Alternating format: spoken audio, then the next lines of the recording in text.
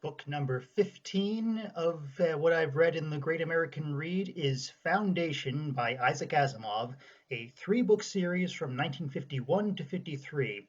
And technically there are more, but Asimov openly said that those first three were the only ones he really had his heart in, and the others were written decades later and have like quite clear quality drop to them. So a lot of the fans just pretend they don't exist, and who can blame them?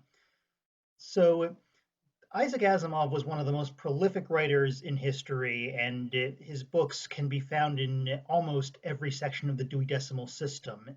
But he remains best known for his science fiction work, and it's easy to see why, because he had an incredible imagination for this stuff, and he was able to write well enough about it that all his stuff is still really just fun and interesting to read today at the same time that it gives you these big ideas, which is a combination you don't find all the time. So when you do, it really should be celebrated. And Foundation is what many consider to be his greatest achievement. It's a very, very far reaching story. The basic setup is that at some point in the future, humankind, spread across all kinds of planets and galaxies, just falls apart. Like our basic animal nature takes over finally, and we're reduced to like basically the caveman days again. But one guy sees this coming, and he develops a system that can predict how large groups of people will react to pretty much anything, and he uses this to lay out a whole plan to take place over the next 1,000 years, so humanity can get back on track at that point instead of like the much more like getting up into the millions of years that it would take otherwise. And we basically just follow this step by step by step. And you might think that would be kind of boring, that we know the whole time how things are going to play out, and we can trust that this guy did have all of this ready, and so people will know what to do. But the interesting thing is, it doesn't work out like that, and it's hard to quite pinpoint why. The best I can do is just that Asimov was a good enough writer that he can introduce just enough variety to these situations to keep them interesting. And it is questionable just how much he planned ahead. My guess is not very much, and he openly said he never had an ending in mind. So that third book ends only about halfway through those 1,000 years, and from there on, he didn't advance the story very much in the other books. They were mostly prequels.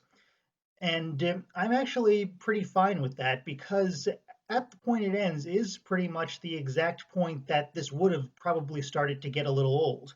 And he'd already played his big card for giving us some complications to it, because it turns out that the plan is dependent on these large groups of people doing things together, and just one person acting on his own and getting enough of an impact on society can throw it off completely. And so there's this whole thing about how one guy who's just named the Mule does do that, and then they have to get it back on track somehow.